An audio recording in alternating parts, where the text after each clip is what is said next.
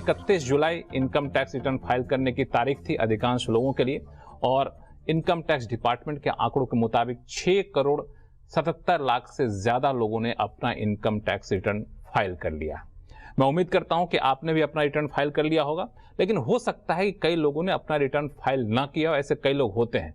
तो क्या उनके पास अभी भी कोई रास्ता बचा हुआ है क्या? मुकेश जी से समझेंगे। मुकेश जी, जो लोग अब तक अपना रिटर्न फाइल नहीं किए हैं, हालांकि हम लोग CNBC आवाज के जरिए बार बार लोगों को बता रहे थे कि अपना रिटर्न आप फाइल करिए, फिर भी कुछ लोगों ने नहीं किया है, तो क्या उनके पास कोई रास्ता है या फिर विंडो क्लोज हो गया?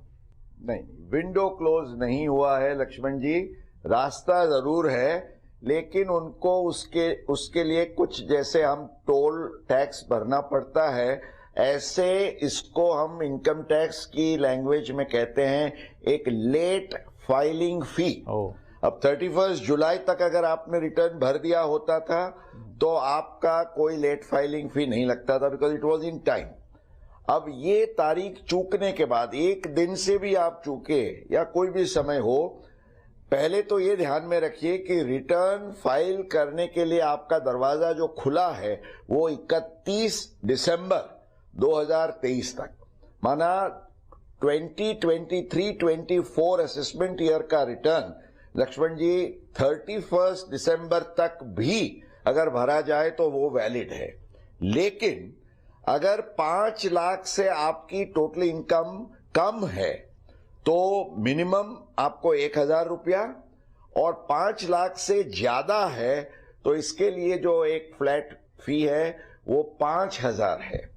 तो 1,000 या 5,000 की ये लेट फाइलिंग फी और ये रिटर्न भरने के साथ ही आपको भरनी पड़ेगी। आपका रिफंड होगा तो वो फीस में से, वो रिफंड में से कट जाएगी, रिफंड नहीं है तो आपको भर के ही रिटर्न भरना पड़ेगा। लेकिन इसके ऊपर टैक्स की देनदारी बनती है और अब टैक्स 31 जुलाई तक उन्होंने फाइल नहीं किया, और फाइल करते हैं पता चला कि और उनको टैक्स देना पड़ जाता है, कई बार ऐसा होता है।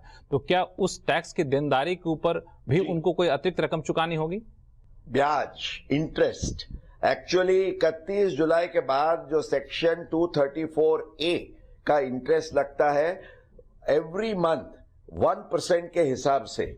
तो मान लीजिए आपका 1 महीना भी लेट हुआ और आपका 1 लाख रुपए का टैक्स भरना है तो एट 1% 1,000 रुपया आपका इंटरेस्ट लगेगा, और जैसे मैंने समझाया 234F की लेट फाइलिंग फी। तो ये मान लिया 2 महीने हो गया तो क्या 2% लगेगा या फिर कंपाउंडिंग लगेगा? जी, एवरी मंथ 1%। एवरी मंथ तो ज्यादा से ज्यादा आपको तैयारी रखनी पड़ेगी, अप टू दिसंबर अप टू 6% लग सकता है। वैसे तो रिकॉर्ड संख्या में लोगों ने रिटर्न फाइल किया है, 7 करोड़ के आंकड़ों से छूते छूते हम लोग बच गए। लेकिन अंतिम समय होता क्या है कि अक्सर जल्दीबाजी में लोग कुछ गलती कर जाते हैं या फिर बहुत सोच समझ के फाइल किया, लेकिन अभी भी उनको लगता है कि अरे ये तो बात छूट गई, वो मुझे जोड़ना था जिससे मुझे टैक्स ज्यादा बच जाता, या फिर हम सही से नहीं दे पाए जानकारी। तो क्या उन गलतियों को सुधारने का कोई मौका है? अगर है तो उसकी प्रक्रिया क्या है? बिल्कुल लक्ष्मण जी, गलती सुधारने का मौका भी आपके लिए है, और वो भी 31 दिसंबर तक। मान लीजिए आपको अभी पता चलता है अगस्त महीने में कि जुलाई के जो आपने रिटर्न भरा उसमें कोई आपका टैक्स का क्रेडिट मांगने की रह गई, या तो आपने कोई इनकम ज्यादा दिखा दी या कम दिखा दी, इसके कारण आपके कॉम्प्यूटेशन में फर्क पड़ता है। तो ऐसे कोई भी केस में आप इनकम बढ़ाना या घटाना चाहते हैं या टैक्स की क्रेडिट में कोई वेरिएशन करना चाहते हैं, तो इस केस में आप रिवाइज्ड रिटर्न हम कहते हैं। तो सेक्शन 139(5) के तहत आप रिवाइज रिटर्न भर सकते हैं 31 दिसंबर तक, और ये जो रिटर्न है इसके लिए ख्याल रखना है कि आपको कोई लेट फाइलिंग फी नहीं भरनी पड़ेगी। विदाउट एनी फी आप अपना रिटर्न दोबारा रिवाइज करके जो भी है वो आप अपना करेक्ट क्लेम कर सकते हैं। लेकिन रिवाइज रिटर्न फाइल करते वक्त अगर कोई टैक्स की देनदारी बनती है तो जो 1% वाला नियम आपने बताया था लेट रिटर्न वालों के लिए, क्या इन पर लागू हुआ कि नहीं लागू? हाँ, वो जरूर लगेगा, क्योंकि आप रिवाइज कर रहे हैं और उस टाइम पे जो आप टैक्स भर रहे हैं वो टैक्स आप 31 जुलाई के बाद भर रहे हैं। अच्छा। इसलिए उस पर आपको इंटरेस्ट जो होगा, क्योंकि आप सरकार को लेट चुका रहे हैं तो लेट फाइलिंग फी नहीं लगेगी, पर अगर आपको इंटरेस्ट लगता है तो लगेगा। लक्ष्मण जी, एक और भी छोटी सी लेकिन बहुत रोचक बात यह है कि अगर आप मुझे पूछें कि ये सेक्शन 139 सबसेक्शन 5 के तहत जो हम रिटर्न रिवाइज कर सकते हैं वो कितनी बार रिवाइज कर सकते हैं?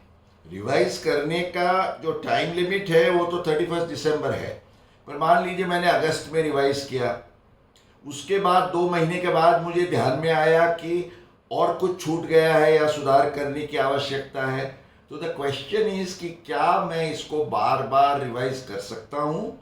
तो द आंसर इज यस, क्योंकि सेक्शन 139 सबसेक्शन 5 में यह कहा गया है कि 31 दिसंबर या तो आपके केस में आपका असेसमेंट पूर्ण होता है, वो दोनों में से जो पहले होता है तब तक आप ये रिवाइज कर सकते हैं। अब सवाल ये खड़ा होता है कि कई लोग के मन में ये दुविधा होती है कि भाई मेरे को इंटीमेशन तो आ गया, क्योंकि आजकल तो 24 या 48 घंटों में भी इंटीमेशन आ जाता है, तो इंटीमेशन आने के बाद मैं मेरा रिटर्न रिवाइज कर सकता हूं? तो इस केस का जो जवाब है वो बहुत इंटरेस्टिंग है। हालांकि आप अगर ये मानते हो कि आपको इंटीमेशन मिला है अंडर सेक्शन 143(1)(a, तो ख्याल में रहे कि ये intimation under 143(1)(a is not an assessment. बहुत सारे कानूनी चुकादे इस पर हैं ठीक ठाक, it's a well settled law कि असेसमेंट जो है वो जब सेक्शन 143(2) की नोटिस इशू करने के बाद सेक्शन 143 में जब असेसमेंट होता है उसको हम असेसमेंट कहते हैं। 143(1)(a में जब इंटीमेशन होता है it is not an assessment. इसका मतलब यह है कि आपको एक बार इंटीमेशन आ भी गया हो तो भी आप रिवाइज कर सकते हैं, उस रिवाइज्ड रिटर्न का दूसरी बार इंटीमेशन आ जाता है तो फिर से रिवाइज कर सकते हैं। तो 31 दिसंबर तक आपके लिए ये दरवाज़ा खुला है। मैं दर्शकों को बताना चाहता हूं कि ऐसी कोई भी छोटी मोटी मिस्टेक्स आपके ध्यान में आए तो please don't miss to give your response by way of a revised return. आप ई प्रोसीडिंग्स पोर्टल पे जाके अपना रिवाइज रिटर्न ज़रूर फाइल कर सकते हैं।